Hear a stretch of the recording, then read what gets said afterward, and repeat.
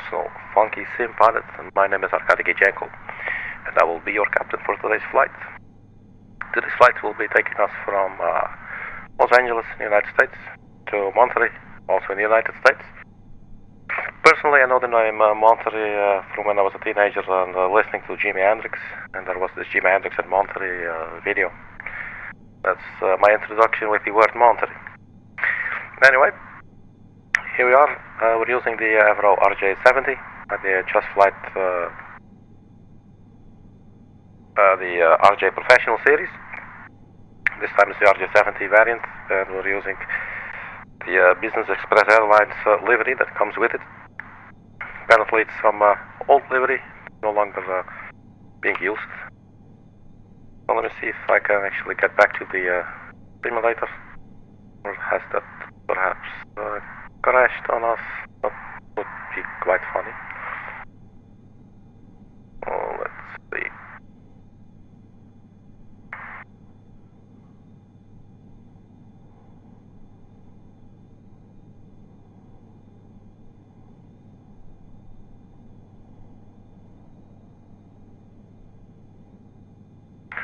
Looks like it's there. Now it would also be nice if Windows would actually get us into the simulator as well.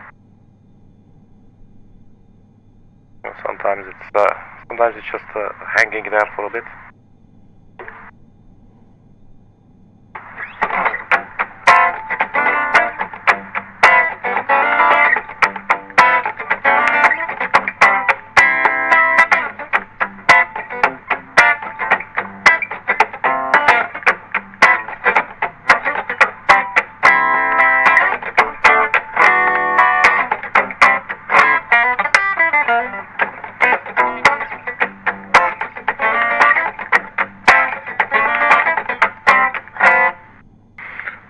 See if there's any change. Sometimes simulators gets unresponsive. Fucking hell, man. Nothing seems to happen. So we had an interesting start, for sure.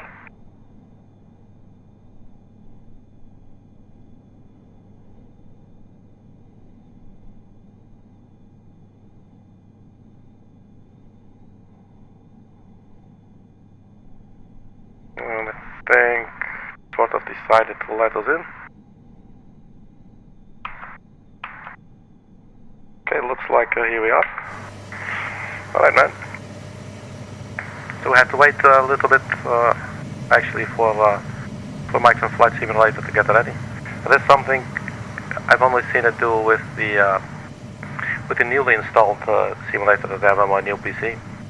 So I'm not really sure what is up with that. I know that I'm playing at ultra settings. Might be overdoing it a little bit. Probably that's what is causing it. Every now and then it needs to load a little too long. Although at the same time it appears random. But nonetheless, here we are. So this is the Business Express Airlines livery that I was talking about. So this comes with the aircraft. So they have the RJ70 Avro liner, Business Express Airlines. Already hooked up the ground power unit. And for today's flight, we'll be flying from Los Angeles to Monterey. And as usual, real world time and real world weather. And we're using GSX again. And of course the Aerosoft Simple Traffic tool. We're using that as well. And I would like to look into a little bit more, if there is time, into performing a go-around. At least like maybe just set everything up, maybe, you know, like make that part of the routine, and then maybe not necessarily executing it already, but I don't know, maybe it's a good thing to sort of let that sneak into the usual procedures. So that just sits there chilling, and you know, so it's not too big of a hurdle. Because us human beings can tend to be sometimes quite complex. Let's hop on to the flight deck. Let's go for a short sound check. A moment, hang on.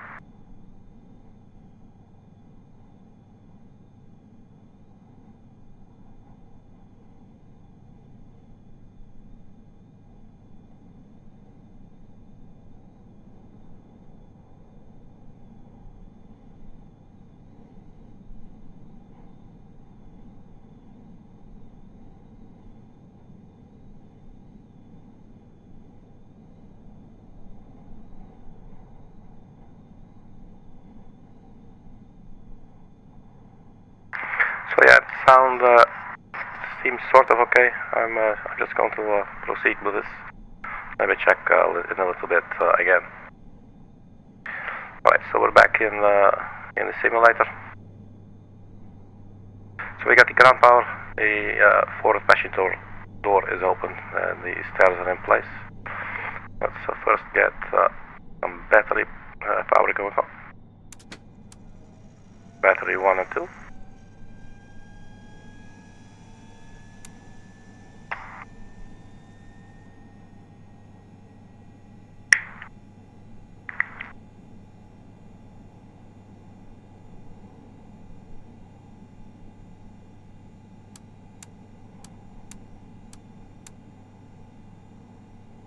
Okay, so we turn on the avionics master, the autopilot master, and the yaw damper master.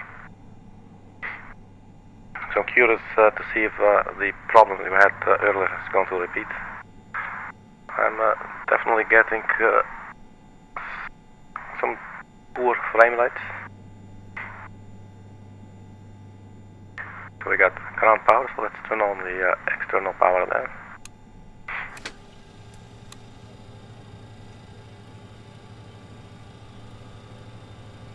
Get some instrument lights and some button lights.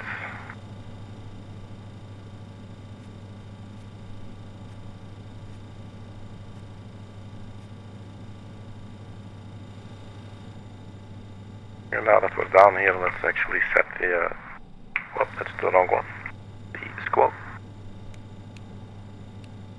3121, transponder to on.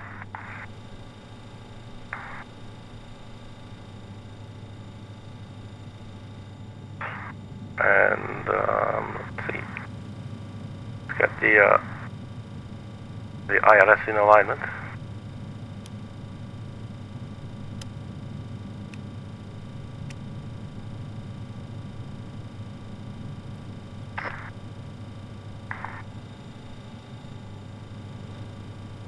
And again, we have Mike.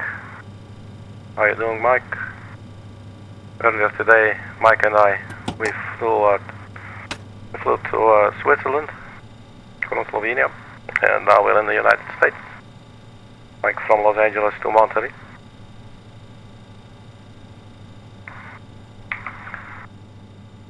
So let's set up the FMC.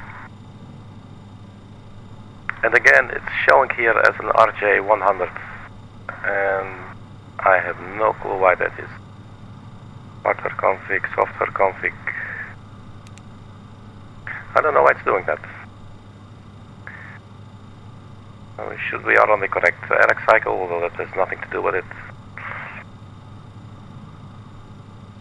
Curious, like the ghost in the machine. So reference airport Los Angeles. I believe the gate was 267. 267, so right there behind our tail. But I still think there's nothing that you can put there in the gate box. Nothing is happening. Not saying it's not active or something, just nothing. So we just copy these coordinates and we just paste them there, and we can go straight to route. So out of Los Angeles.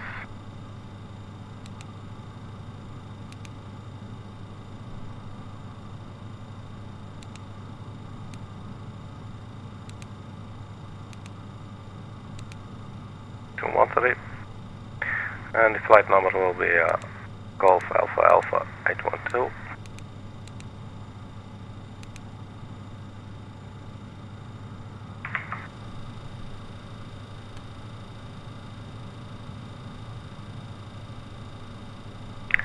And let's see the output.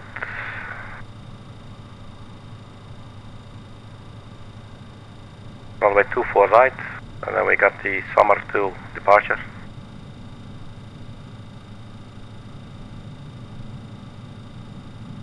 So 24 right.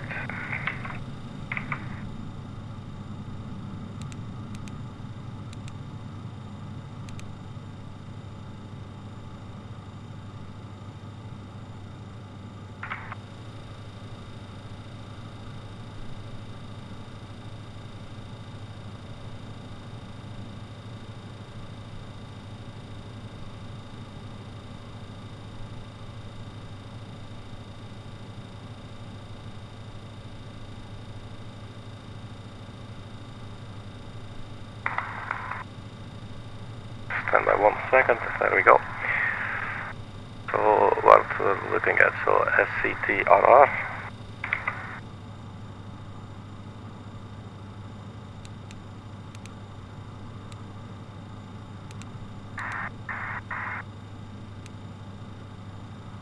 So direct scatter, but there will be a departure route before that.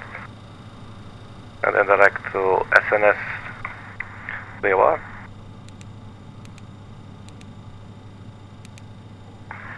And then we activate that and execute. Now we go to the departure arrival page. Departure will be 24 right, it should be selected. And then we had the Summer 2.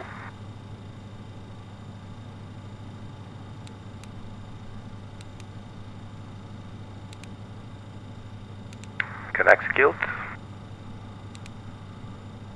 For the arrival into Monterey, we would have the 10 right, and it's direct to 10 right, there is no arrival. So ILS 10 right for the approach, and we just go execute.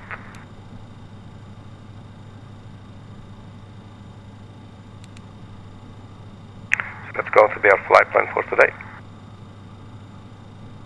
Now the Itinerary page. I'm totally forgetting about the GSX. So let's get the boarding process started. Why don't we? So request boarding.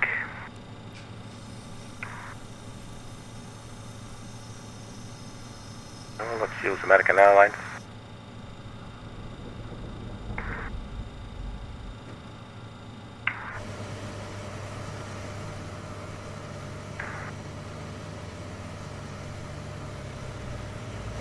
I'm thinking we should probably get the little ladder out ourselves.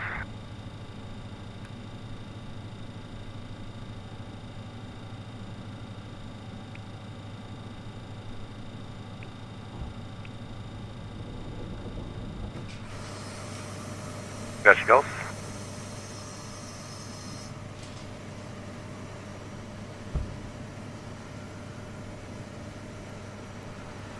Do you want to board crew? I would like to board both of them. Is coming.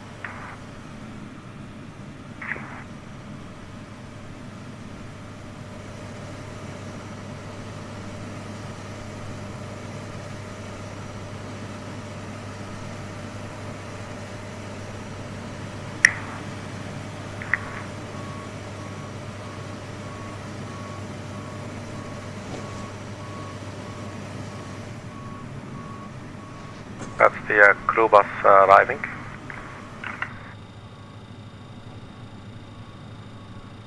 Let's turn on the EVIS displays. Pilot's boarding starting. Both sides.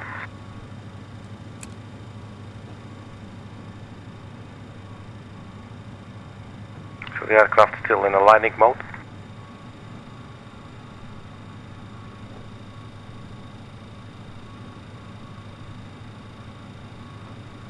Crew boarding starting. So there will be 95 passengers today that will board the aircraft.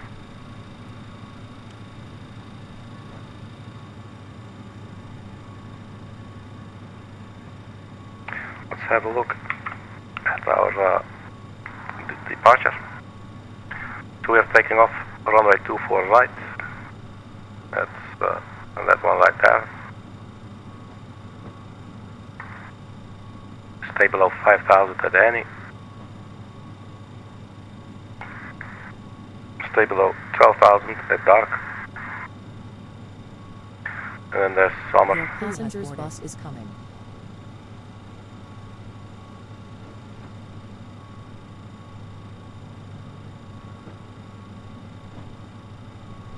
Well, we do not have an arrival actually at Monterey, but we do have a approach chart. I loaded up both the RNAV approach chart and the ILS. We are flying the ILS approach, but in case the RNAV, I didn't check it out yet, just loaded it in. But in case there might be some waypoints here that we could use and to enter in our enter in our FMC. Passengers boarding starting. So landing runway will be 20 right, this one. So after touchdown, general aviation terminal, it's right there. Hangars, northwest ramp, hangars. So we exit to the right and we go back via Kilo, I think this is. Or it might be Alpha. So go back and then there is this terminal is right there. Hello.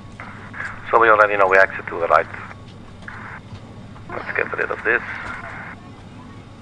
So we will need to taxi to runway 24 right. So basically we just go around the apron area here. So we'll push back nose facing left to the west. Just follow on Charlie, Kilo, Echo, and then cross runway 24 left. And Romeo. Hello.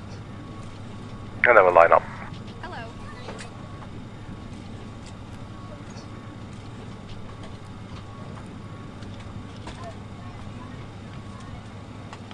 So it says up there 86 passengers. And when we look at the overview here, not sure what I'm seeing now. So this is the number of passengers boarded, I guess. Hello.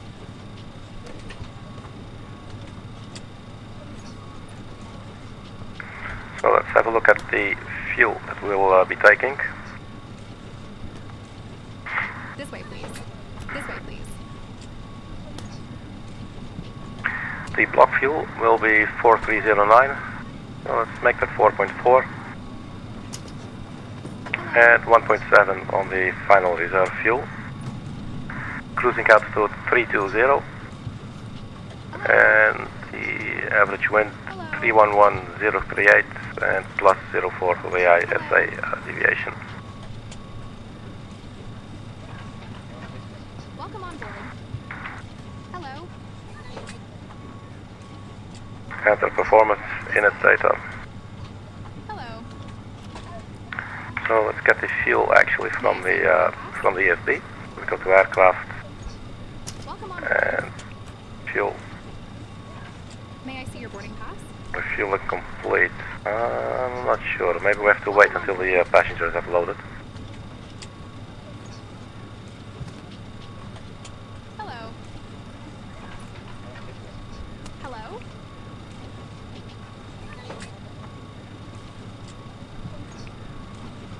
Hello. This way.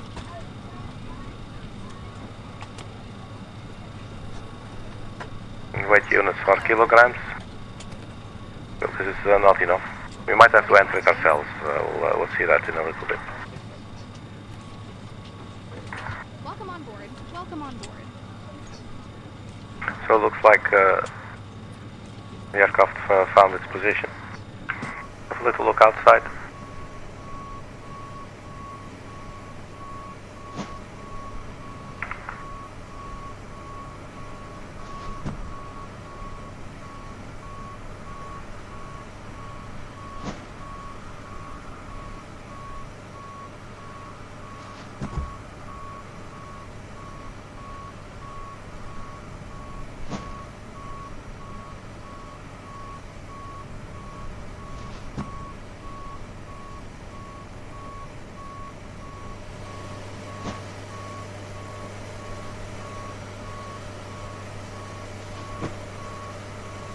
So that should be all of our passengers.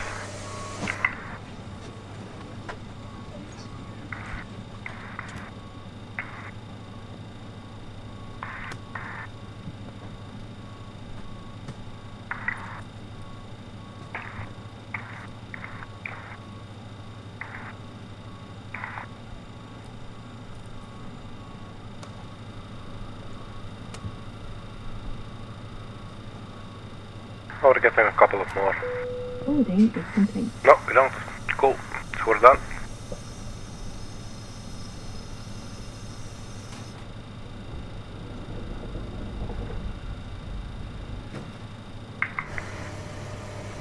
And there goes the door as well.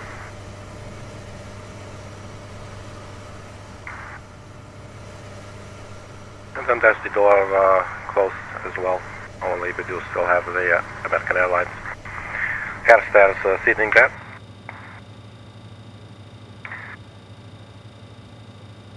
Alright, so let's have a look at the refuel.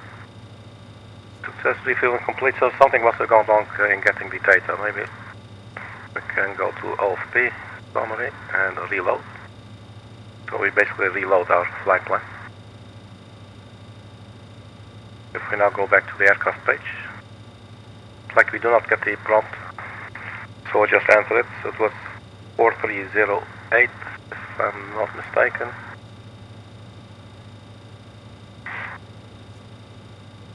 (4309).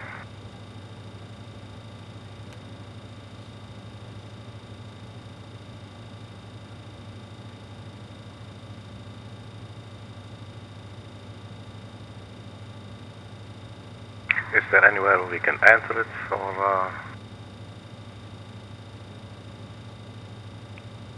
oh wait, I think you can do it here. Total fuel weight 4309.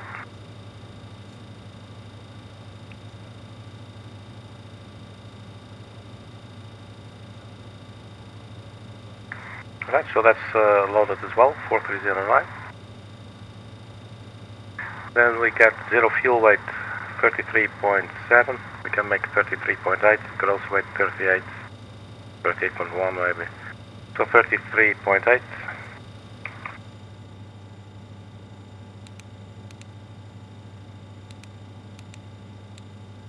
33.8 will be zero fuel weight. We get 38.1 on the gross weight. Then fuel 4.3. The reserve fuel I forgot.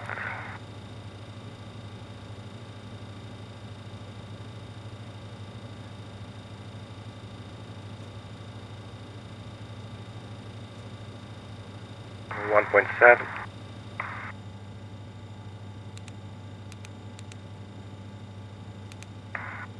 So cruising altitude 320.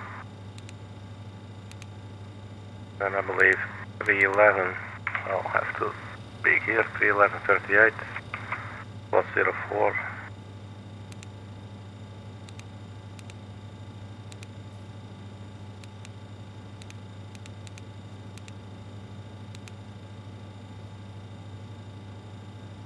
And transition altitude 18,000 feet. And then we're all set up.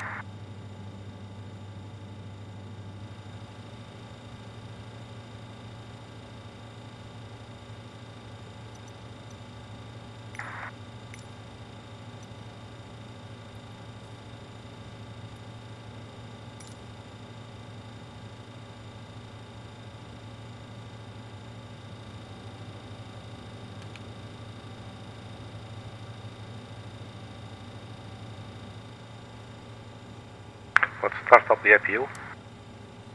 Hello, Captain. We are ready for pushback.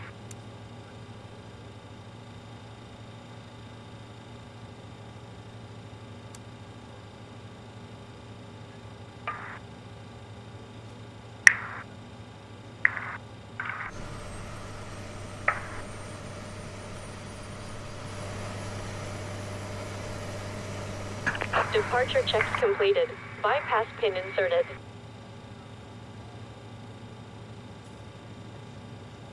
APU power is available, so APU generator goes on. External power is off, and we can disconnect it.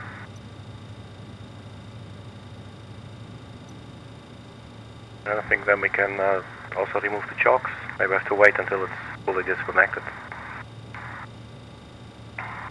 Locking gear. There go the chocks. The tug will start lifting up our nose.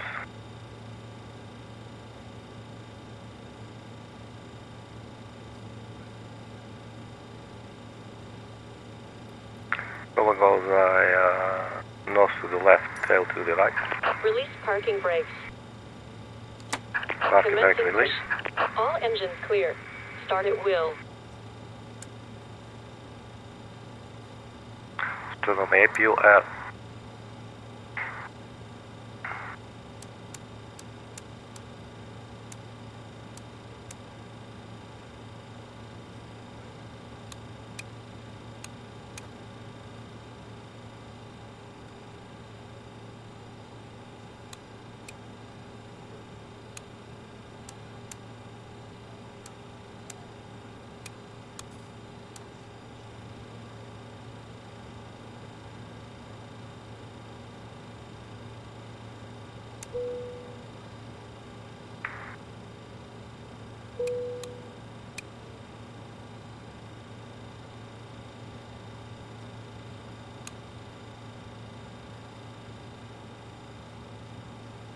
So let's start up engine number 4.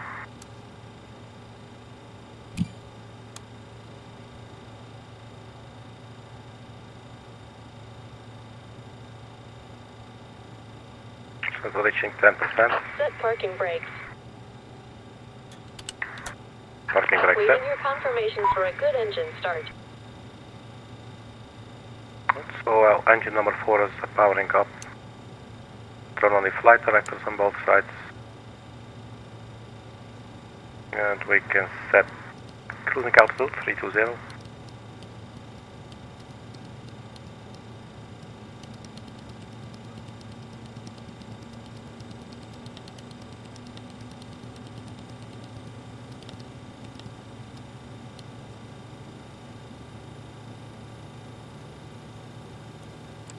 Lateral navigation is armed. That's something that they didn't want to do it on the first flight today. So, start up engine number 3.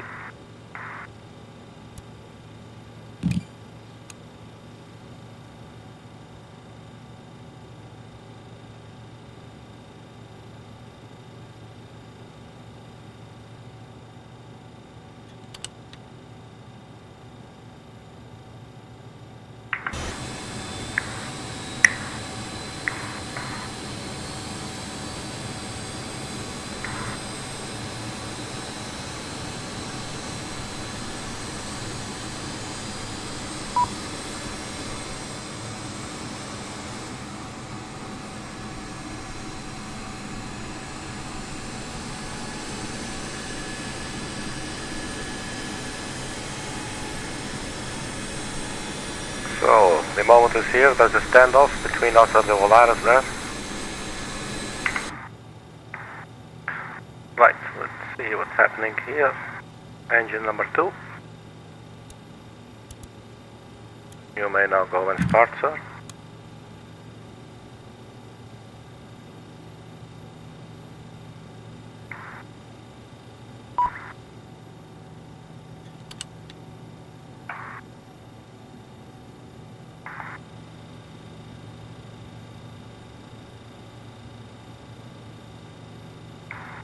So these ladies are waiting for us, waiting on us to give them the signal that all 4 of our engines have started. So the exhaust gas temperature over here starts to rise. And once it starts dropping, then the engine is good on its own, I guess. Engine number 1.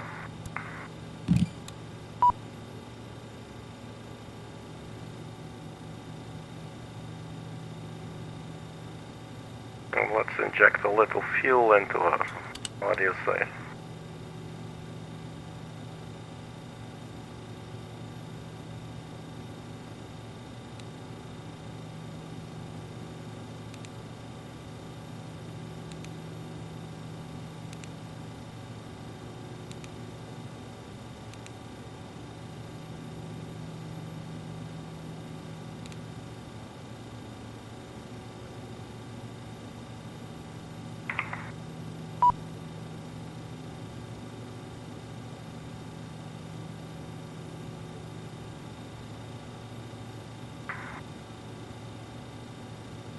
Okay, so we have 4 running engines. Let's confirm a good engine start. Get rid of that relentless beeping. Cockpit to ground. We have a good engine start. You can disconnect.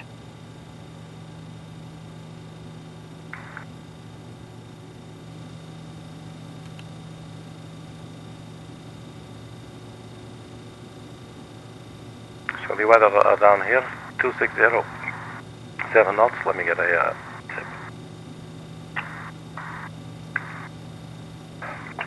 2607 knots.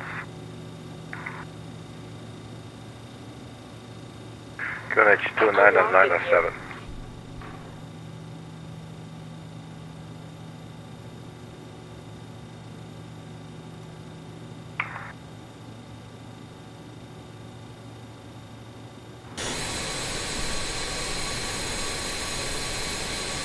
Tow truck disconnected. Bypass pin removed. Left is clear. Right is clear. Okay, well that's all very interesting.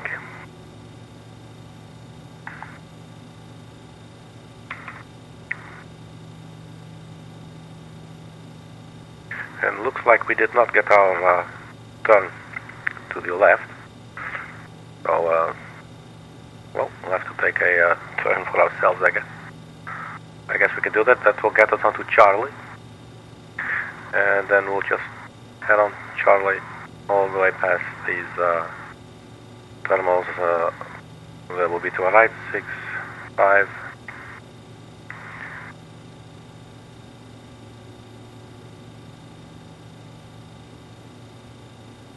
To Charlie, and then we'll turn on to Kilo. I think this would be Kilo then.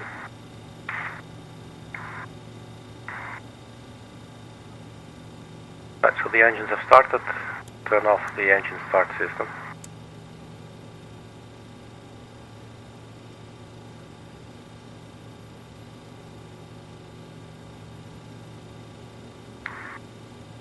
Get the taxi lights out and the runway exit lights as well.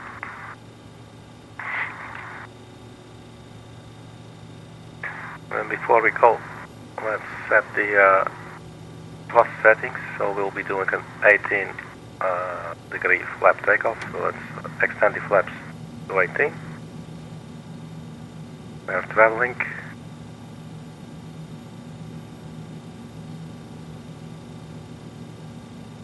And we got a V2 speed, 135 knots.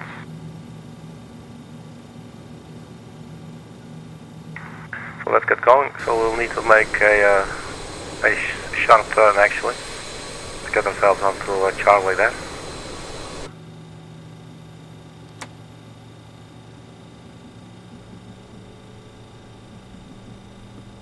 But fortunately this aircraft is very maneuverable on the ground. Look at this. It's hardly moving forward. It's basically just rotating around its axis. So that is very, very, very pleasant. There you go. Problem solved. Let's turn on the NAV1 and the NAV2 radios. We'll need them for our ILS into 10 right at Monterey.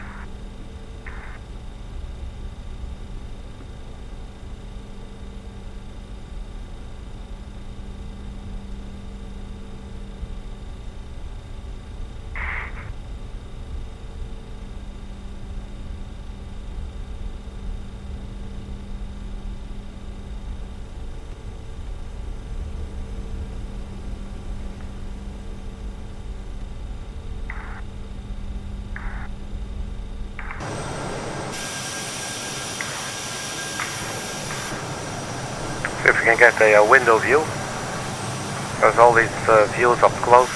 There's actually some really cool views among those. Let's get this one here on the right.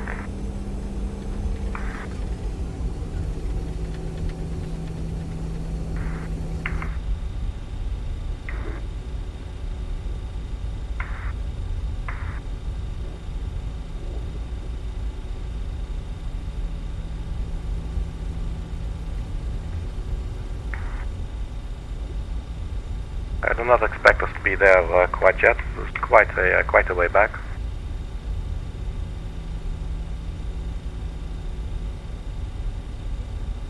So we can turn right onto Kilo. First we will drive straight through that aircraft.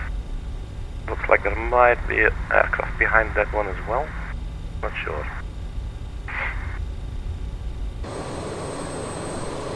Yes, that is. So let's just full on deny this. And we're still going to be something, going to see something like something funky going through us. Although I don't see it yet. There we are.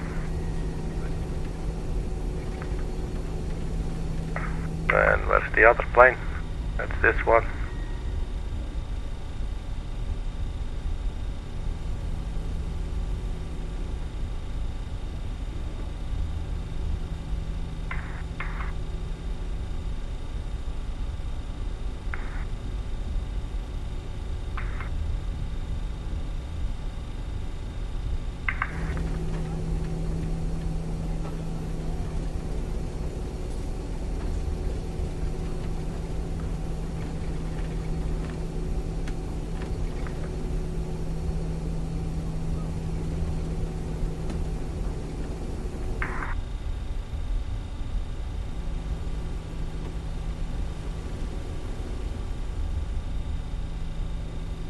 this one, but then I think it's the next one.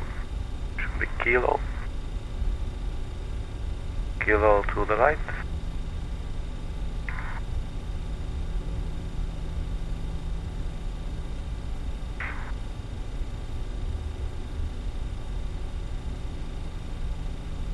So we're still on the idle engines.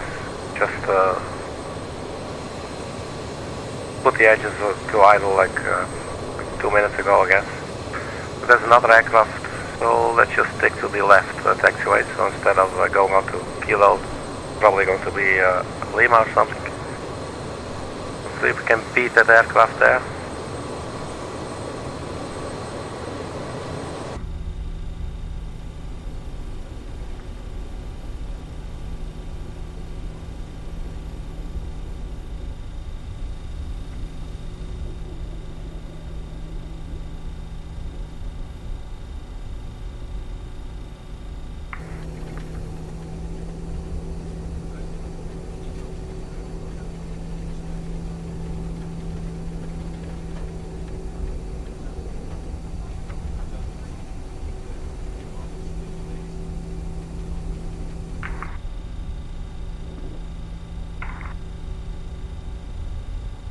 So we're on Lima, so then we'll take a right turn onto either Delta or Echo, depending on whether there will be traffic loose. I did not expect this. So Lima actually turns into Kilo here.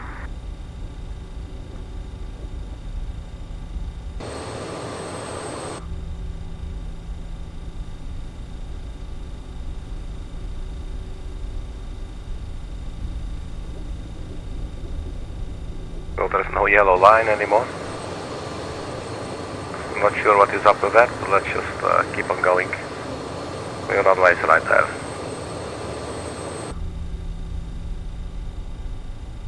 So that was interesting. Obviously this is not the actual taxi chart, I would say, you know. I could maybe have a look at the airport information chart. Not sure what it looks like there. Basically it's also still sending you straight ahead, so I'm not really sure what's wrong with the scenery.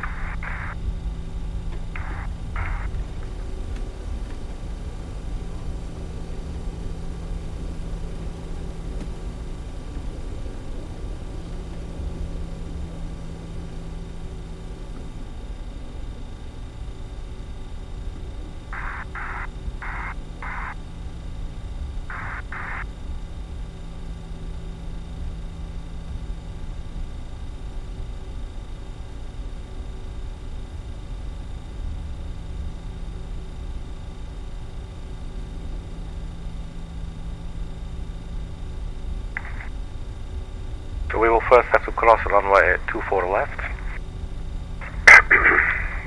Excuse me.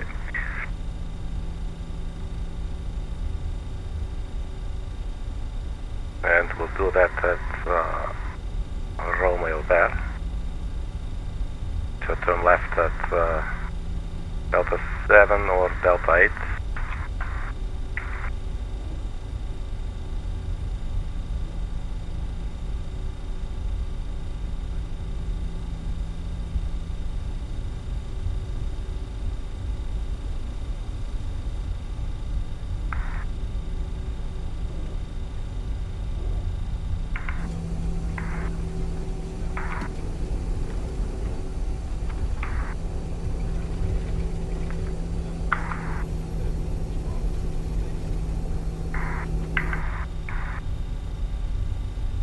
So let's turn left here.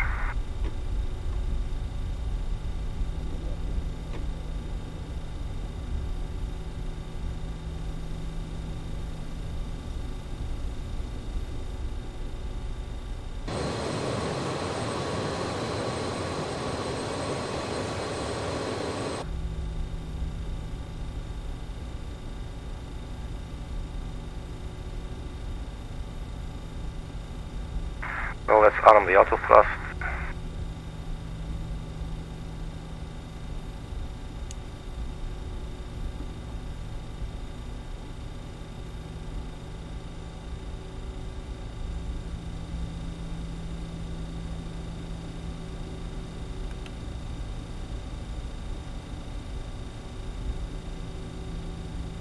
Go. Please take your seats for takeoff.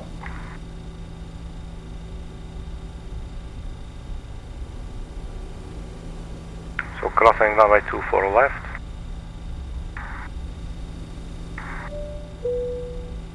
Cabin is secured for departure. Very good. Let's turn on the landing lights. And our strobe lights as well.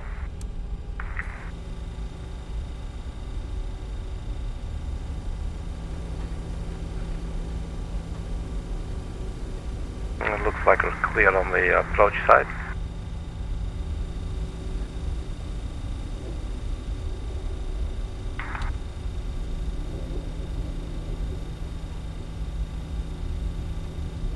So here it is, runway 24 right.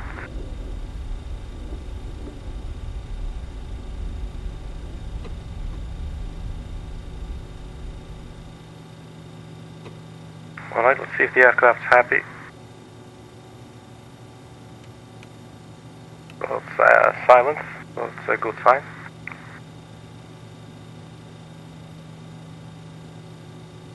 So let's get the timer running.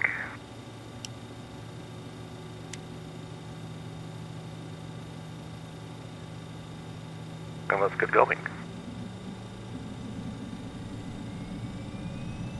Check thrust.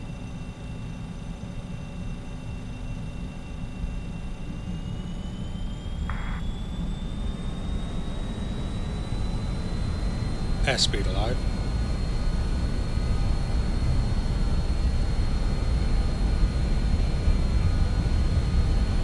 Thrust set. 80 knots.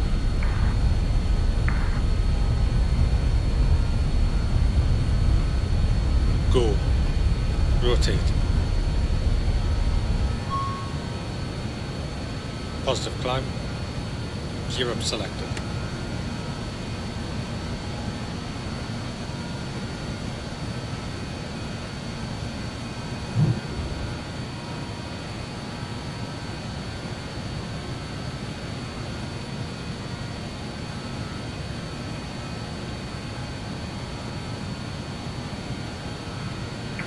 Okay, so autopilot on.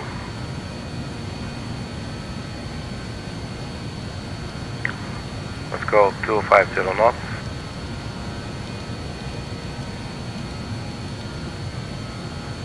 Let's switch over to climb mode.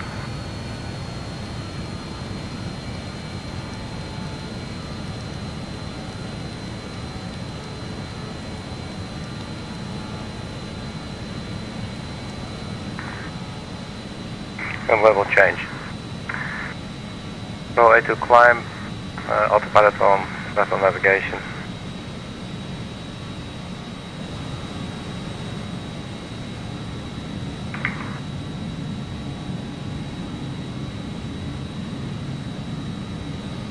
Speed checked. Flaps 0. Flaps retracting.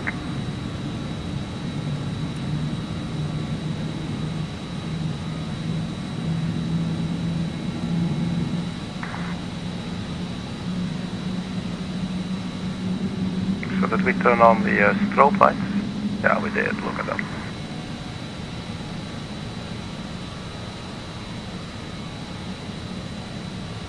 So hopefully the nose will start to rise in a bit.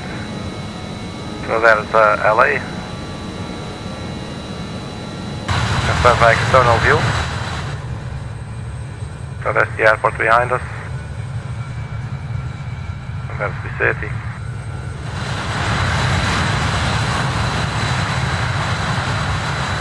Yeah, the graphics definitely appear to be struggling a little bit.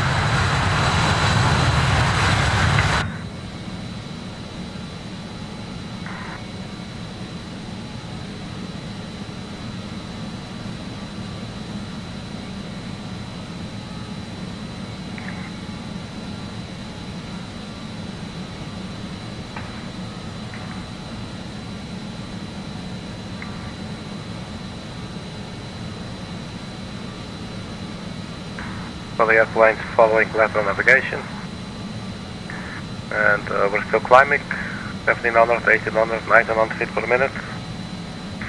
So our rate of climb is increasing as well. turn off the runway turn-off lights. We'll keep the passengers strapped in for a little bit longer.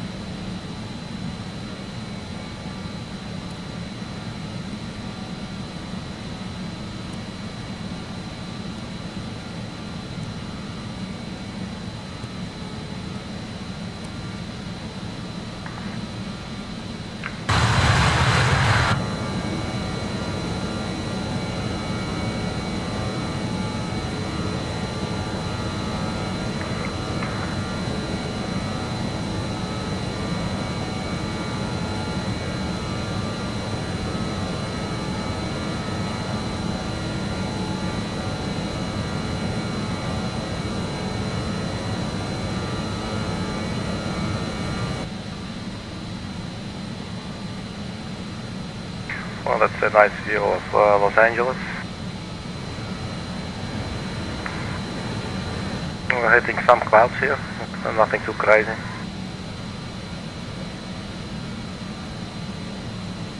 (6,400), speed 250. It's all looking good.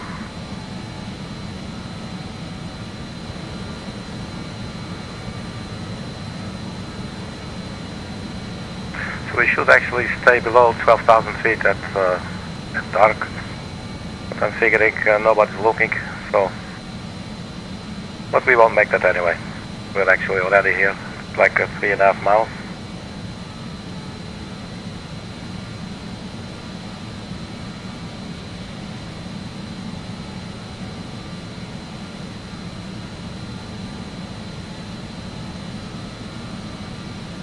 So after dark comes summer, 14,000. So let's have a look, SNS, and there's the route discontinuity. After SNS it's Mink. So let's see if they can be added up together. So SNS to Mink.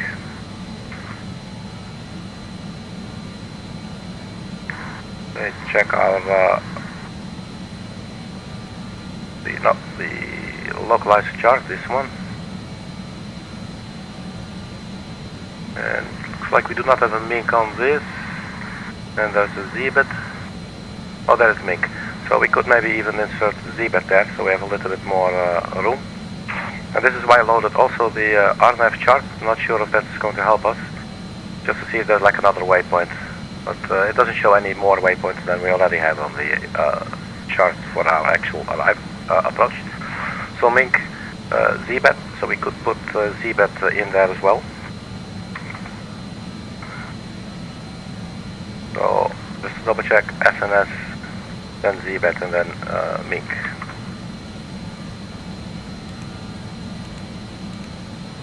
So Z-bit will be sitting here.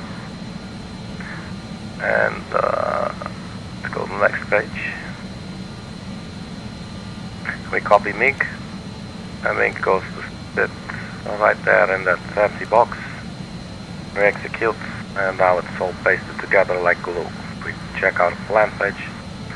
We should see that there as well. So zoom in. So it's now displaying the long one. Let's see, there's a SCTRR, SNS. It will take us to Z-bit and then to make this. It's quite a sharp turn actually still, but you know, we'll do it. So let's go back to the plan page there and increase the range. Let's be 40 miles, 80 miles. That's a bit better, like 160 miles. That's a bit better. There we have our top of climb. So 10,000 feet, let's turn off the landing lights. Well, let's let the passengers roam free as well. Ladies and gentlemen, the captain has switched off the fasten seatbelt sign. You are free to move about the cabin. So top of climb is coming up, and by the looks of the green arc there, that seems to be sort of matching up. unless it starts moving upward. So it looks like we're at a good climb attitude. We do have some terrain ahead, so it's a good place to be in, to be sort of on your vertical profile, if you will.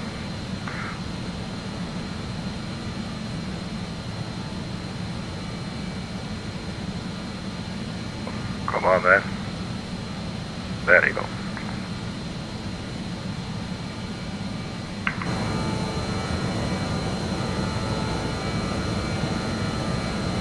That's some old rocks there.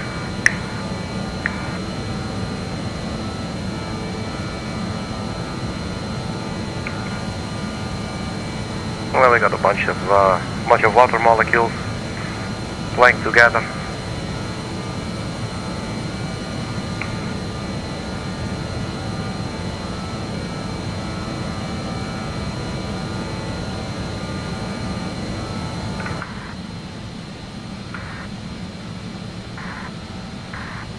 It's not going to be a very long flight. It's like a en route time a little under 1 hour, I think. The top of climb still looking good, 12,000 feet. And the engine is still on climb, demanding 88.1 from the N1, and all engines are doing that. EGTs are stable, N2 is stable. Fuel flow, all looking equal. So let's set up the final approach. We do not have an arrival for our destination, but there is an approach. So the ILS identifier IMRY 110.7 and the final approach course 098. You will see this always at the very top of the final approach chart. In this case, runway 10 right at Monterey, California. This is the ILS, so localizer 110.7.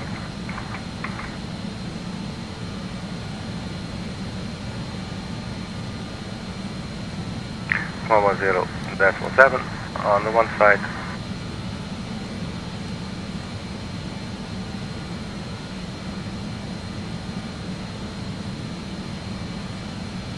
And the final approach course.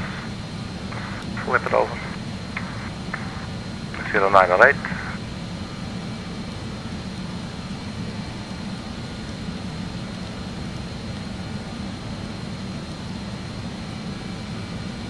Oh, come on, man. 09. And that is 8. And we do it on the pilot flank side as well.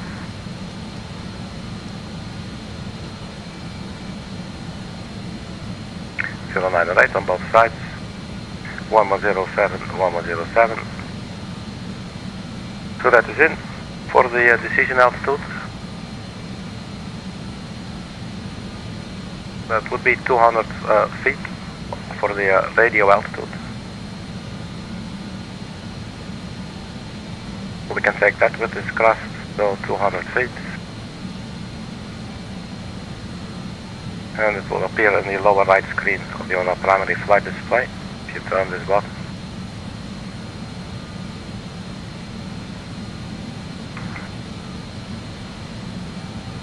So that was, I think it was already 200, so that's good. So we have set the decision height as well. Anything else? So Mink, that's where the glide slope will start. That will be 1700 feet. So airport elevation is 257 feet. The touchdown zone will be 198 feet. So basically 1500 feet above the surface will start the glide slope. So missed approach, climb to 600 feet. Which is shit thing to program in. Let's see, climb to 600 feet, then climbing left, turn to 5000, so that's the one we're going to put in the box. As soon as we're on ILS, so 5000 feet, heading 030. Let's have a look where we are, so we'll be coming in, 0908, in case we need to do a go around. We turn left to turn, climbing left turn, 5000 feet heading 030, so that shall be this one. inbound on the SNS VOR, radio 243, 2 SNS VOR and hold, continue climbing, hold 5000. So that's the SNS, the Salinas VOR. It will take the 243 radio. It's actually an outbound radio, so we should actually fly the reciprocal. I'm not sure how we're going to program that, but so that's what we would have to do. And then there's a holding pattern, and then you just wait the instructions. So what we could do in case we actually do a go around, maybe we'll just fly to the Salinas VOR, and then we vector ourselves back onto the final approach again via, for instance, a Z-bed or whatever is in the flight in the FMC. But there will always be the ILS 107. So basically, what we need to remember is 5,000 feet to put that in. But that is just one thing. As I said, would like to at least try to make a routine to put in the things that I need to put in, and to sort of have a look at what I should be doing in case of a go around. But actually performing it is a little bit different. It depends also on the aircraft. I believe usually, and I think in this aircraft as well, you go one flap. Basically go to the previous flap setting. So let's say we're on final approach, we need to do a go around, and our flaps are 33, which is flaps full on this aircraft. We go back to flap 24. We get nose up position. We keep our VRF speed plus 5 knots into account. So our VRF speed, for instance, will be for this airport, if you go to the inner draft page, that's speed 118 plus 5 for the wind correction, so 123 knots.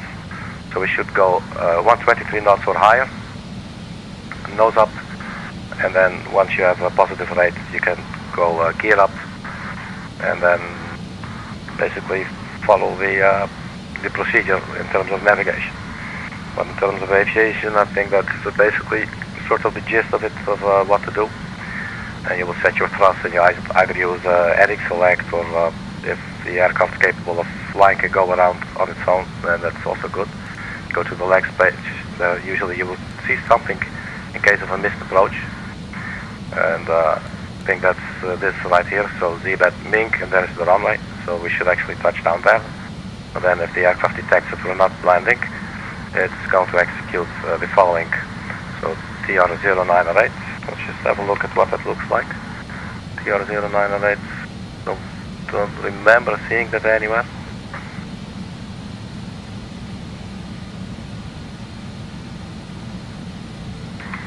I'm not really sure what that is. 032 degrees. Not really sure what that stands for, but well, maybe it's just screaming in my face and I don't see it. That sort of things happen sometimes as well. But in any case, we'll take a left turn. And that's taking us to the SNS VOR, and then there's a holding pattern, and there is, I think, also a hold button here. So the fix is SNS, so that's basically already all entered. There's a target speed 210 knots. Can we see that?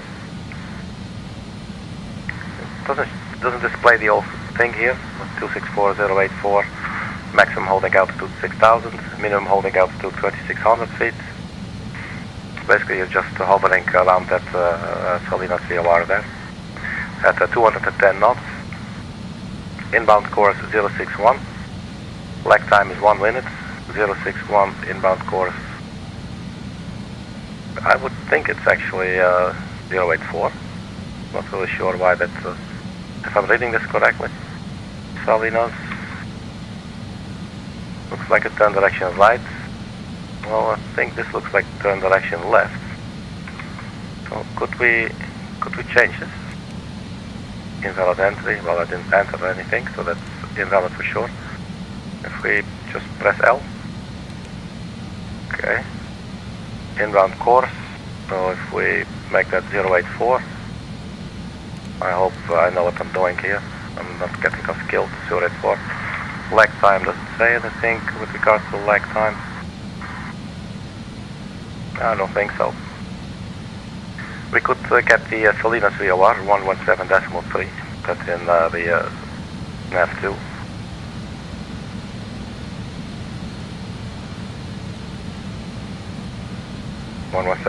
173, I believe.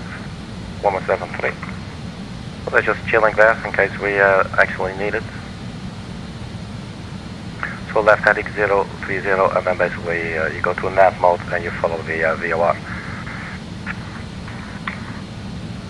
Alright, and then once we get there, we can execute the holding pattern. And then just catch our bearings from there.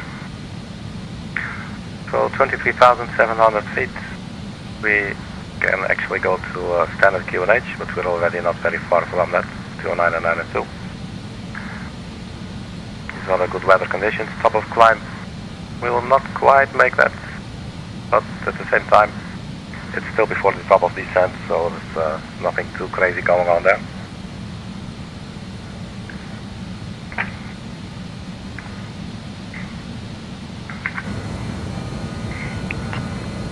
I will quickly step to the galley, get myself a fresh new cup of iced tea, and I will be back within 2 shakes of 1 lamb's tail. And when I get back, we'll continue preparing for our descent into Monterey, California.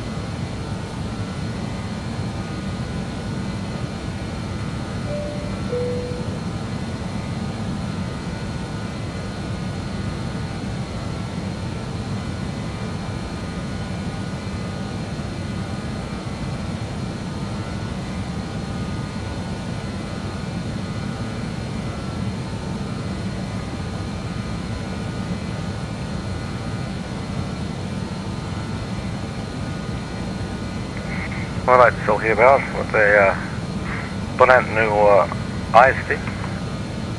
Let's get rid of the be right back span there. Alright, let's get ourselves back onto the flight deck.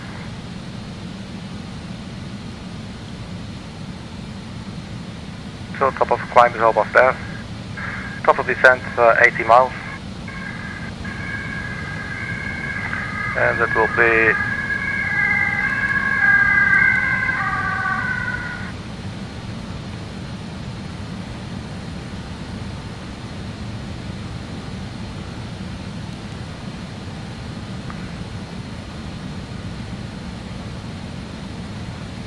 I thought earlier it said a top of descent. Maybe I'm hang on.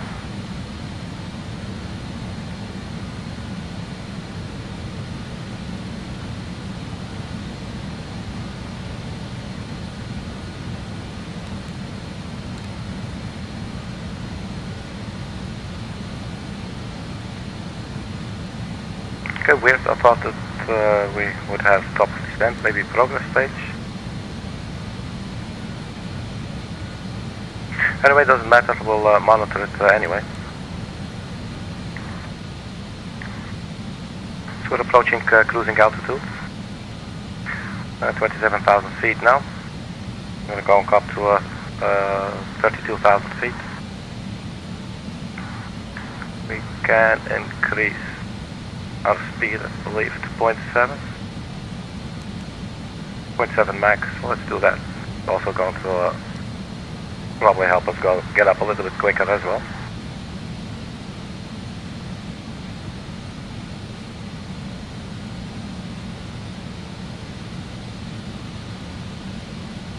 Actually, doesn't look like it. Let's go vertical speed for a bit.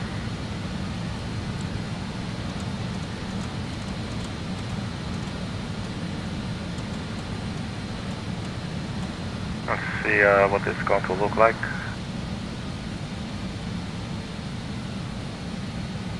Alright, so we're shooting up.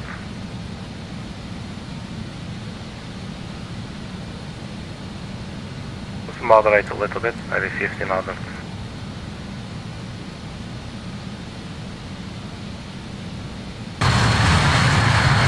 Oh my god, man, that is so fucking loud.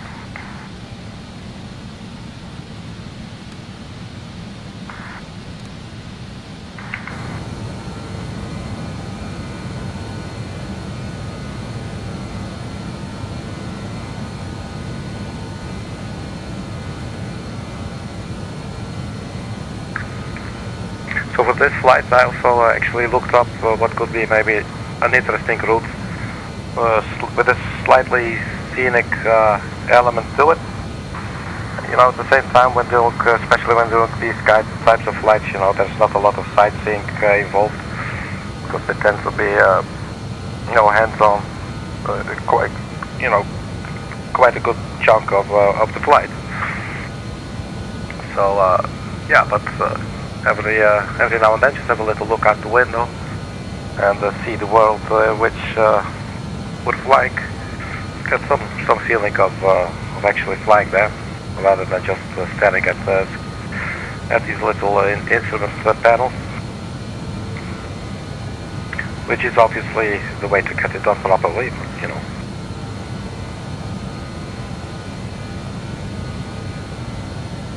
And then there will actually be a really short cruising stage.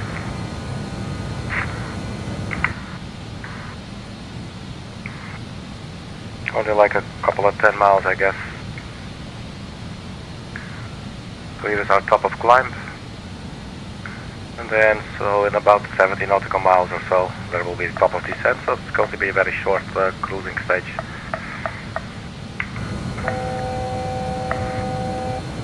So that's 31,000 feet.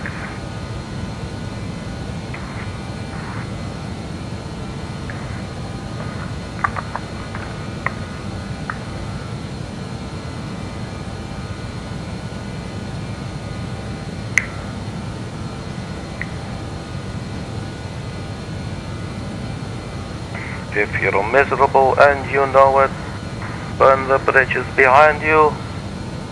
If you are miserable and you know it, burn the bridges behind you. If you are miserable and you know it, and you really want to show it.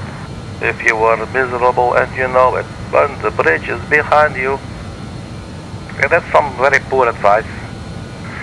Well, that's the way expression works sometimes, you know, it gets molded into these interesting shapes, and people are like, what the hell are you trying to say, man? I'm trying to listen to you, and trying to see if you're making any kind of sense. But when you're talking like that, I must admit, you are not making any sense, my friend.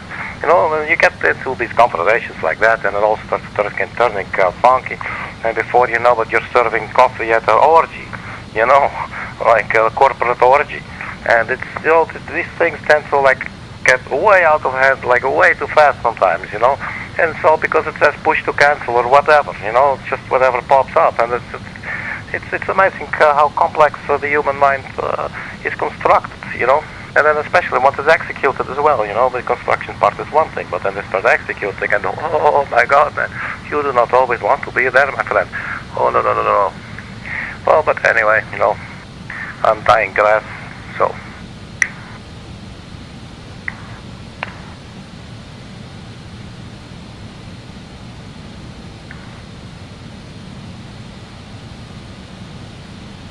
okay, so the no smoking sign is on.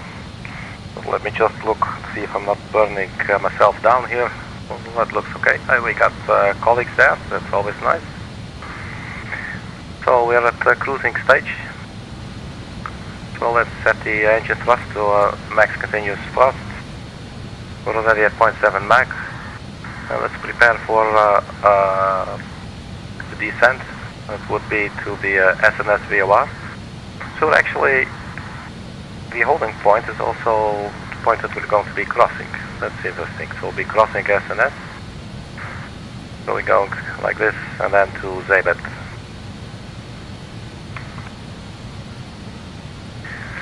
So 10,400, Zabet 3070, and then Mink, and that's the start of the glide slope. So 10,480 feet.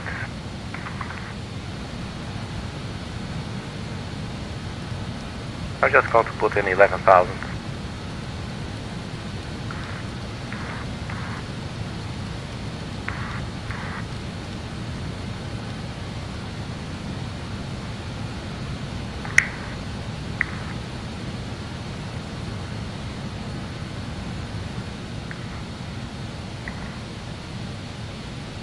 So, one lesson learned from the previous flight today, as I was trying to get myself into a habit of flying the approach manually, the final approach, like from 1,000 feet, so turn off the autopilot, and because once I forgot to turn off the auto thrust, then I couldn't really touch her down, so I figured autopilot off, auto thrust off, and without actually thinking about the consequences. So I've been doing this and been getting away with it quite well until today, and our speed was really low and we had quite some headwind, and our speed was getting lower than it should have. Our final approach speed was 126 knots, and I could see it drop in it, I think 115, 114, and I was thinking, oh my god, and we got the eyebrows here coming down indicating stall warning, so then there was the stall warning and the stick shaker started going, so that was a little bit scary. So I was able to, to go full thrust and then still set her down. But that was an interesting thing to learn. And yeah, so hopefully this flight will do better. So I will just,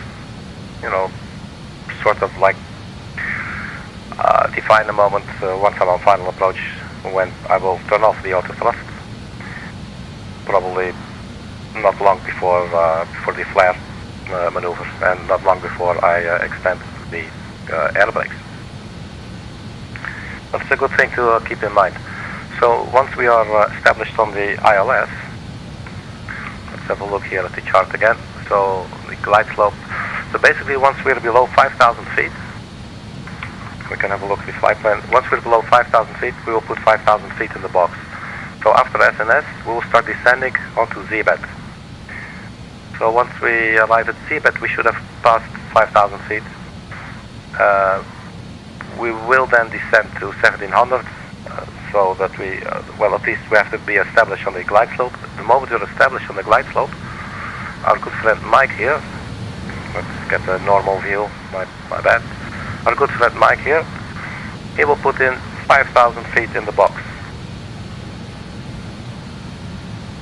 Because we saw that the going out requires us to climb, well, first initially to 600, but it's depending on how low you are. If you're above 600 feet, you don't have to, you go up immediately. So basically the target altitude is 5,000 feet, so that's what we'll put in the box. And then we'll turn left onto a heading of 030, and then basically catch the inbound radio there, 243, towards the holding point, Salinas.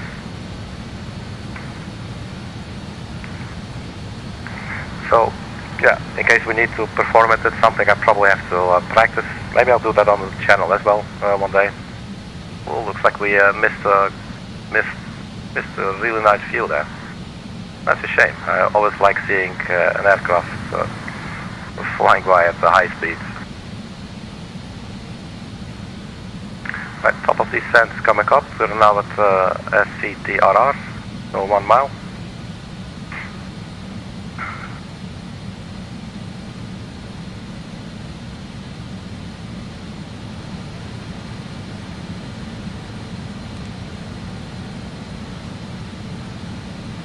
So now that we're in cruise, we can actually see to top of descent, 26 nautical miles, wind 287.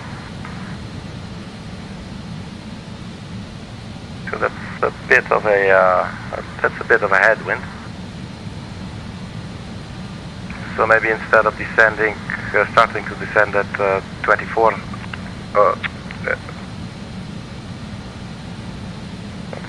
23. Yeah, so instead of waiting until it reaches to 0, let's wait until it reaches to about 5 nautical miles. Or actually, yeah, something like that. So we start a little bit early because of a little bit of a headwind. So 11,000 feet is already in the box. We are at MCT. Let's check the weather.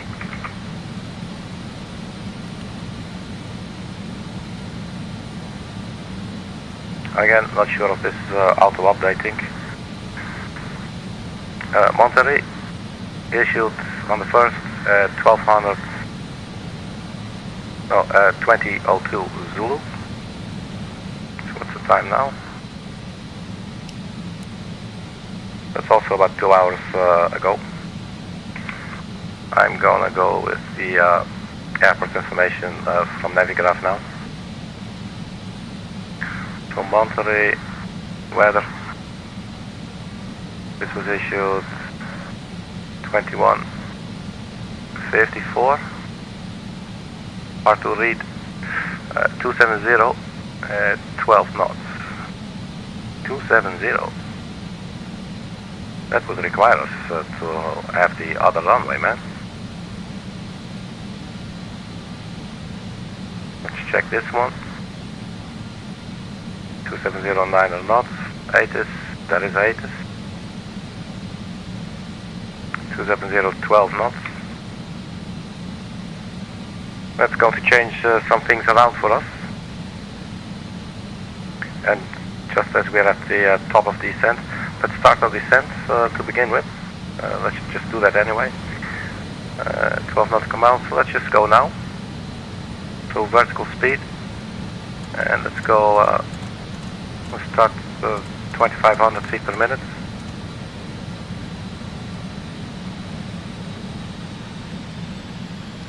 And let's go to 35 knots, airspeed. So we have started our descent. So looking at the weather, I think we should actually have the other runway, which is going to completely change things around. We could obviously do a tailwind landing. There are some limits to the aircraft as far as I know. But we've basically set up everything. So I'm a little bit bummed. At the same time it's fun, but what shall we do, man? Let's have a look. Airports.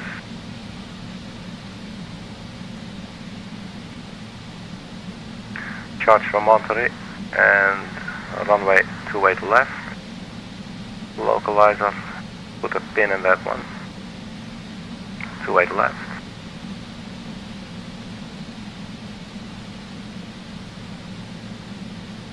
So we could still fly to Salinas, like we're now. And then we go to Wiggle. And then there's Charlie, U2 to Rodney. We got 110.7, but then 278. So let's do that. Let's quickly do that.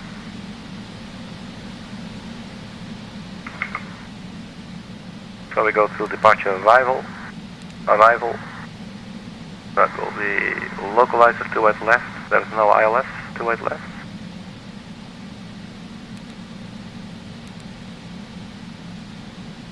There's only localizer, would seem. Okay, so localizer 28 left. And via Wiggle or Charlie, that's an interesting one. Wiggle or Charlie, so let's go via Wiggle. So it gives us a limit. No, that's the wrong one. Erase. So localizer 28 left. And Wiggle. Execute. Backpage. So after ZBED we go to Wiggle. So Wiggle can come there and execute.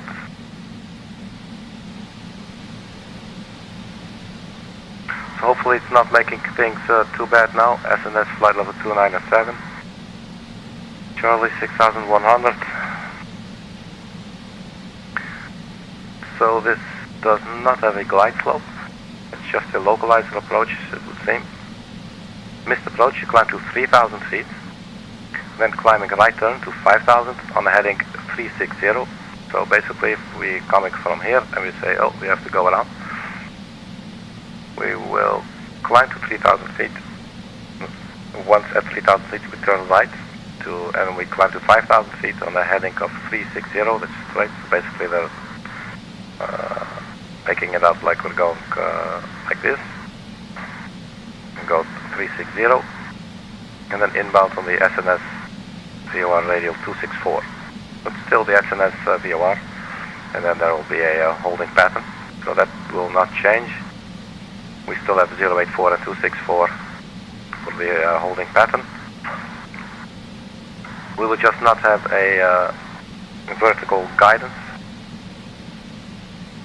so that changes things a little bit. So the minimums will be 1,603 feet.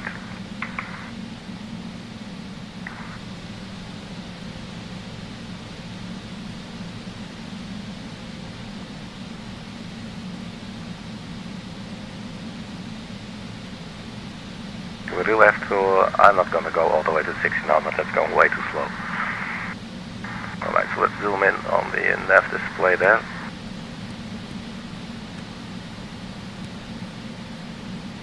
Let's go plan page.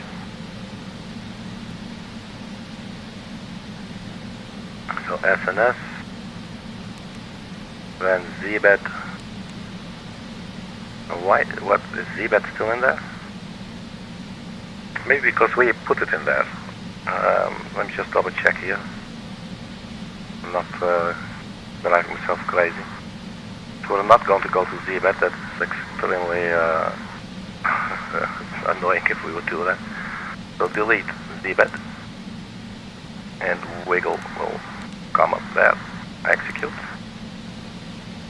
So after SNS, Salinas VOR, it should take us on a left turn. To wiggle. We zoom in even more. It's so cluttered, man. Wiggle, what's that? What actually, let's see, wiggle SNS and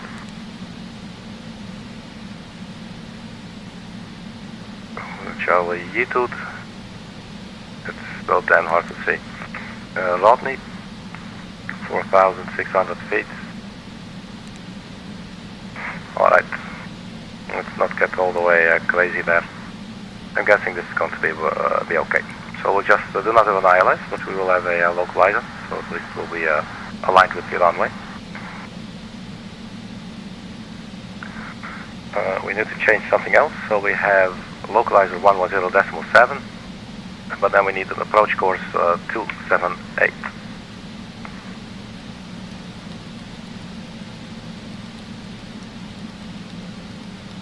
We're passing transition altitude.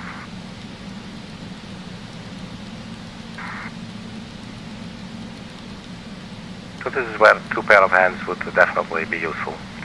And you know, this is why sometimes it can actually be quite a challenge to do all these things on your own in a simulator. Because sometimes you need to do a lot of things, and it's a two-man job basically. So 278 on both sides.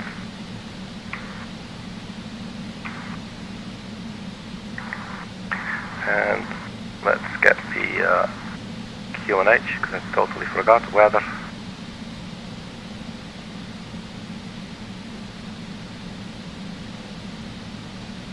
.3005.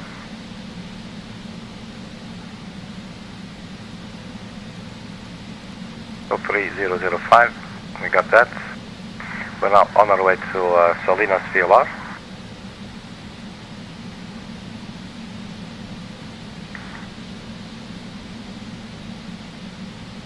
Basically, if we would have been earlier, we could maybe have bypassed the Salinas VOR. Basically, we're flying this direction, I think. But hey, Salinas VR, and then we will go to Wiggle. So that is a left turn heading 124. Yeah, that's actually a good reminder. Let's turn on the seatbelt sign. Ladies and gentlemen, the captain has switched on the fasten seatbelt sign. Please return to your seats and fasten your seatbelts.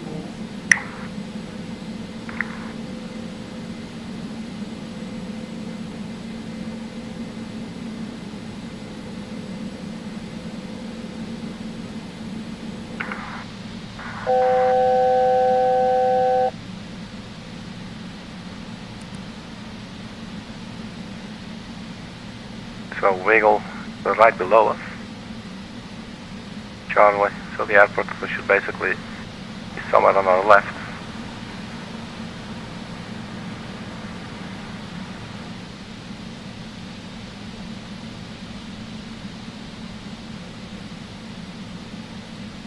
Do have some clouds going on, nothing too crazy.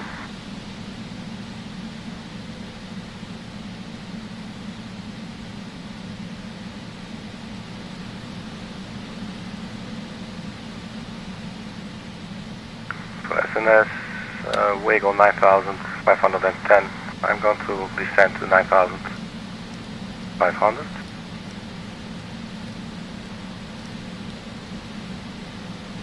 I would like to be there in time.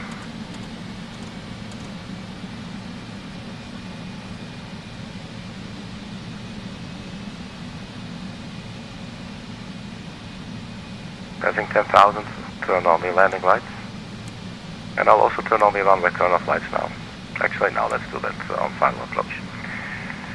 Okay, the landing lights are on as well. Passengers are strapped in. So there is SNS. You can also see the holding pattern there as well. And do we have a different type of holding pattern coming from this side? Because it will come... I don't think that makes any difference. No, you still, it's a left-hand pattern. No, just for sanity's sake, let's double check. I don't look at these things a lot. So it's a left-hand pattern. But basically, this reset is inbound course 085 284.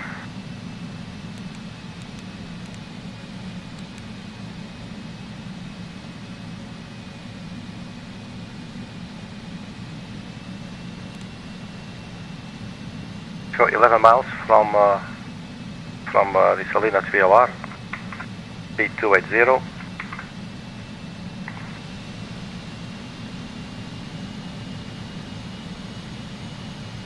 So that's okay, our current speed there.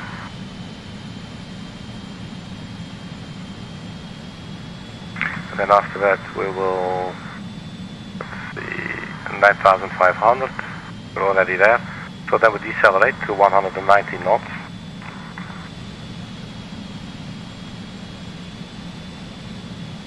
So I'm thinking we do this maybe after our turn. It will be 90 nautical miles, so we have time. So we take our turn at our current speed, and then we'll decelerate to 190 knots.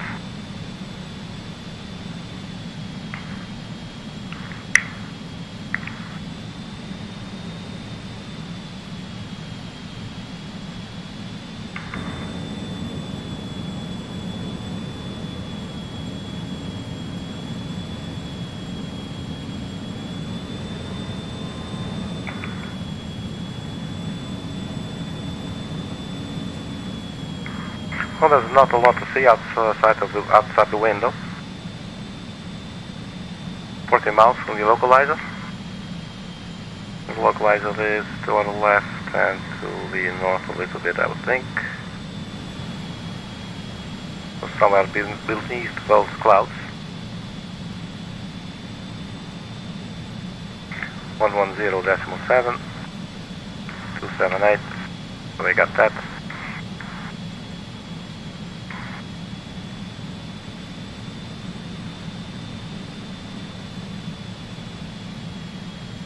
So 3 miles from the Salinas VOR, and then we should get ready for a left turn. I think it's a left turn right. Anyway, we shall turn to wiggle. There we are. So it looks like a right turn. So on to wiggle. And let's decelerate down to 190 knots.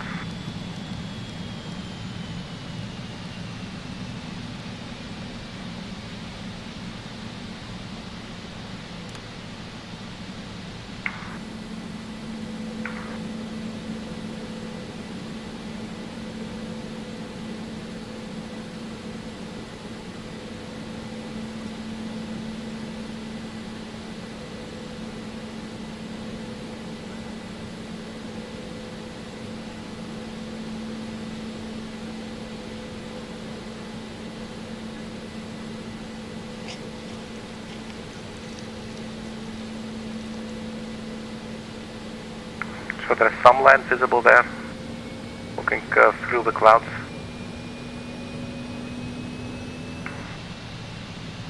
Right, let's get back to the flight deck. So 19 miles to go. Speed's on target. After that, it's Charlie, speed 180, and then 6,100 feet. Yetude, speed 180. 5,400 feet. Rodney, speed 170, altitude 4,600 feet. Waxon, it says speed 180, so we'll keep that 170 as well. Let's actually put that in.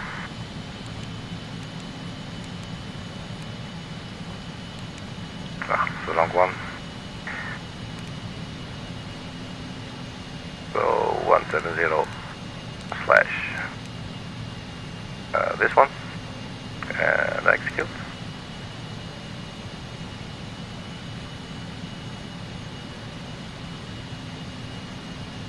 Putting them all on 140, what the hell did I do? Oh my god. Well, it's not the end of the world. We'll just keep on going. This is going perfectly fine. Let's go legs. Okay, so this says now 140, that's obviously long. But yeah, so 190, and then we'll go 180. Charlie, Yetude 140, Rodney 140, Wuxon 140. There was a 170 between there, I believe, somewhere. And then Zilku 140. Let's check our initial, let's see the init web page. So our speed will be 116 plus 5, so 121 knots. That will be the final approach speed.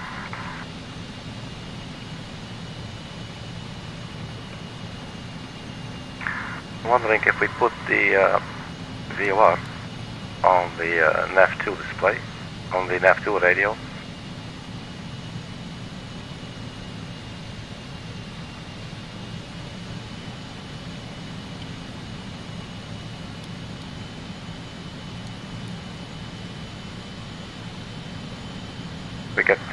We get this needle here pointing to the VOR.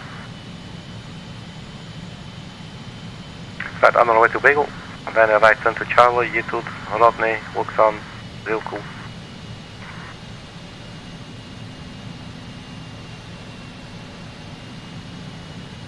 So Wiggle, I don't understand, 12,000, so 6,100.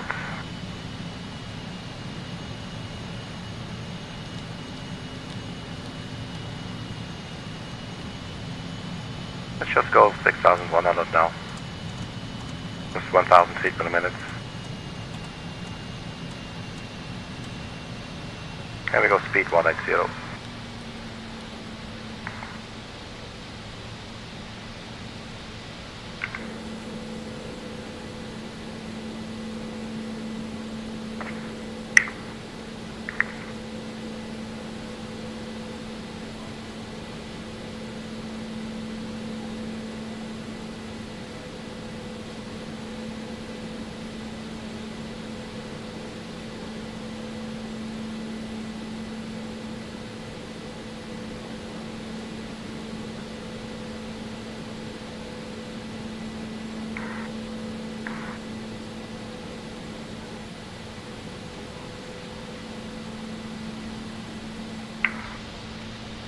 So finally we get to see something.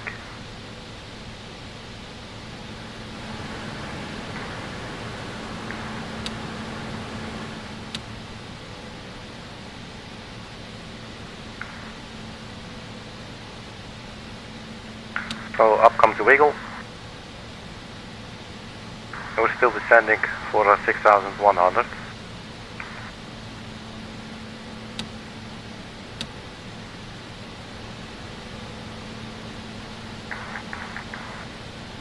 So turning to wiggle now. Gonna go speed 170.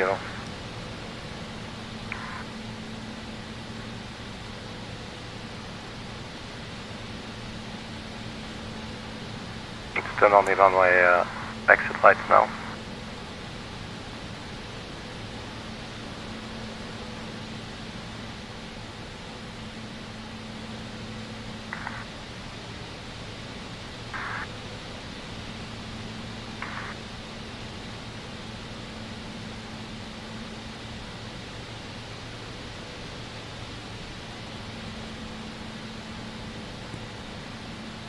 So on our way to Charlie.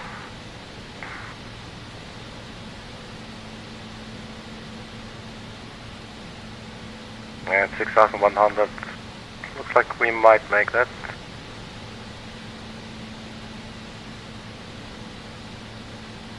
Let's keep descending all the way through. Let's go 4,000 feet. Let's go 3,000. Oops. Before it goes to hold. It's already at hold. Alright. Let's go 3,000 feet. Oh, it's not at all. It's still on vertical speed. I didn't check correctly. AP vertical speed, left navigation, IS. So 20 miles now from the ILS. This one is the Salinas VOR. Let's turn on the approach. Localizer alive. Localizer alive. It's armed, but not received. It's not captured yet.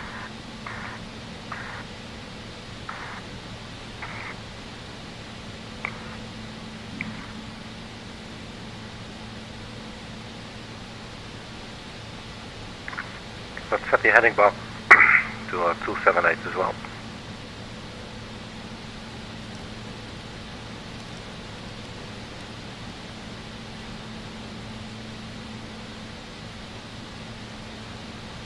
Let's go speed 160.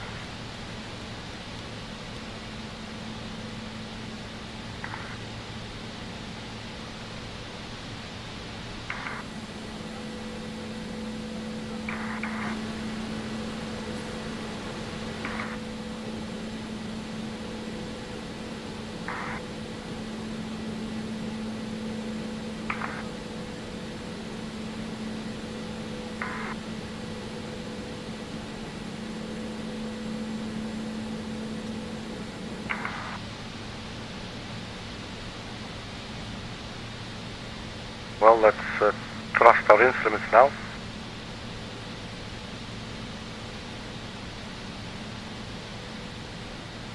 E2 5,400.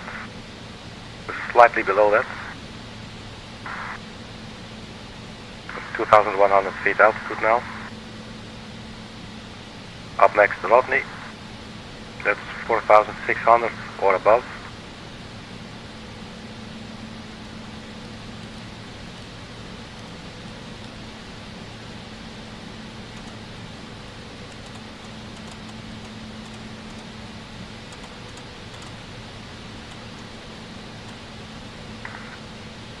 So let's go to 4,600.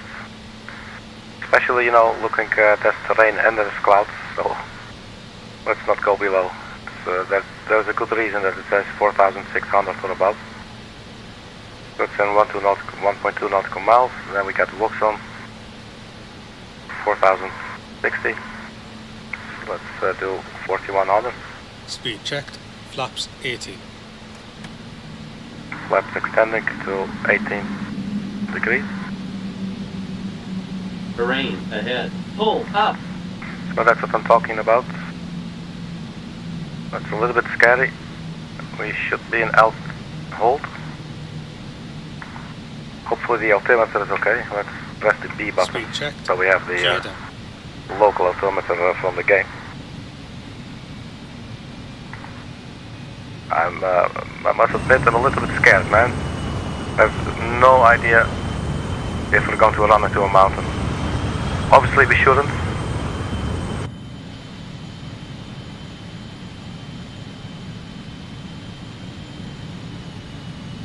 So Wuxon and then Zilku, we can go 3,000 feet.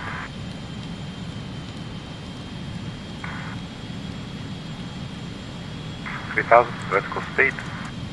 Let's go 1,000 feet per minute. See if that's going to be okay for us. We are on the localizer. Might have to descend a little faster here.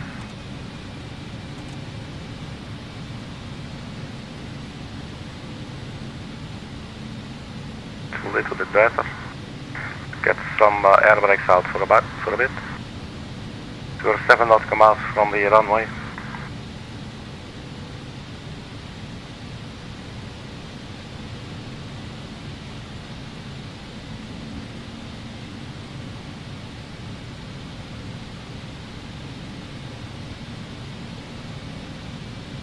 Then up next will be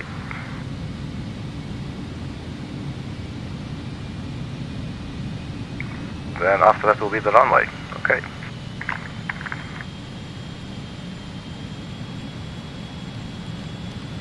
Let's go 1700. Let's see if we can get a visual. I think that's the runway right there.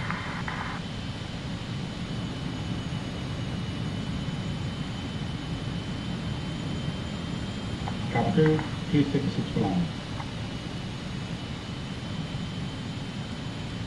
So 5 miles out. Let's go flaps full and gear down. Cabin is secured. And our VRF speed 116.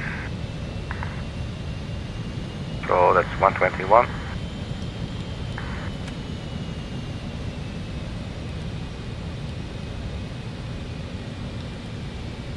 $1,000. So let's turn off the autopilot. But we leave on the auto thrust. And we dial 5,000 feet in case we need to do a go around.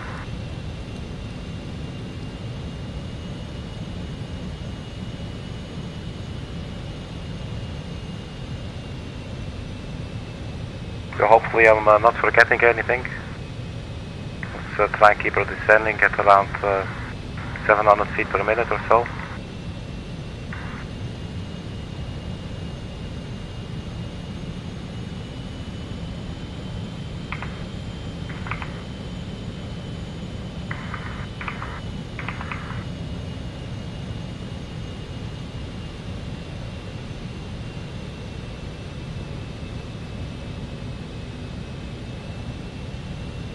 So we are reaching our final approach speed. The gear is down. The flaps are down as well.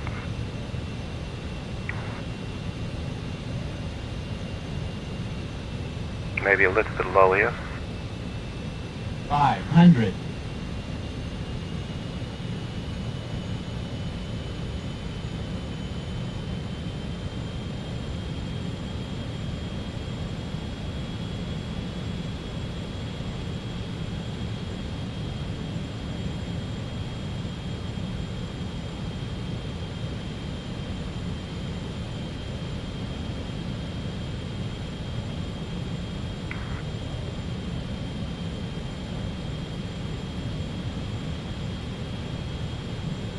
So auto thrust off. Minimums. 100.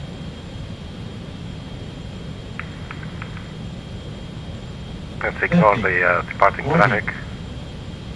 Air brakes out. Airlines are out. Engines to idle. Oh, we're climbing again.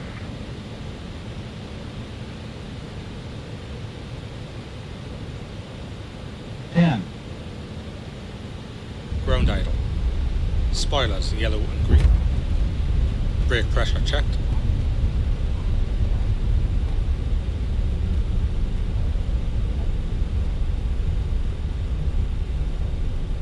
60 knots.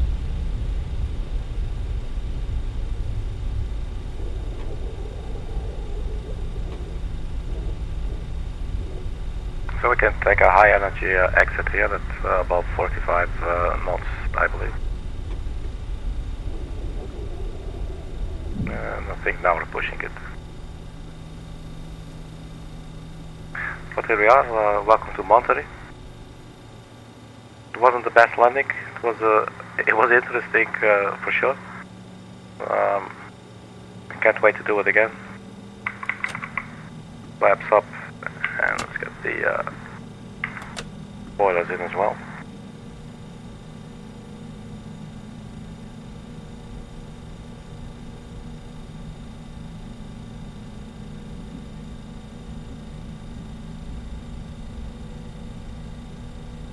So let's see where we are.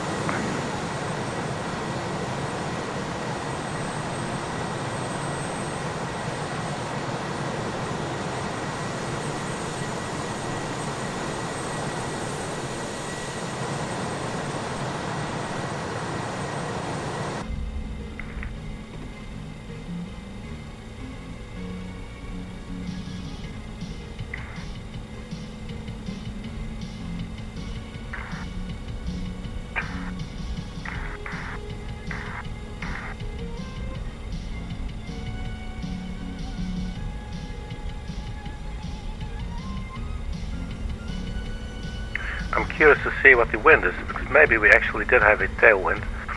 Maybe there's something with the weather in the simulator. Because we were using the weather from Simbris.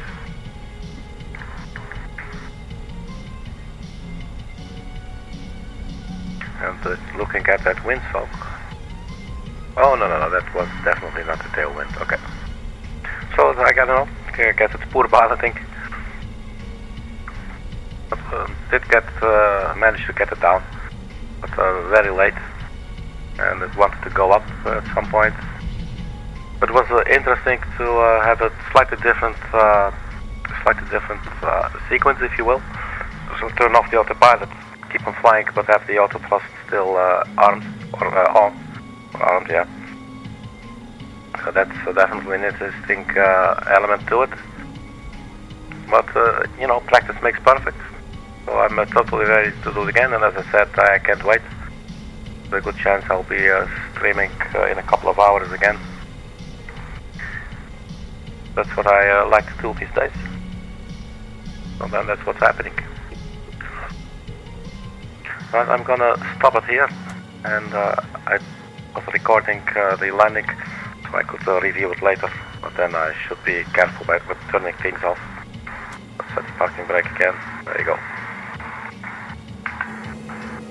So welcome to Monterey. Go home now and put on your Jimi Hendrix albums and check live at Monterey. Or watch some videos, what have you. Anyway, thank you very much for checking, and see you at the next video. Bye bye.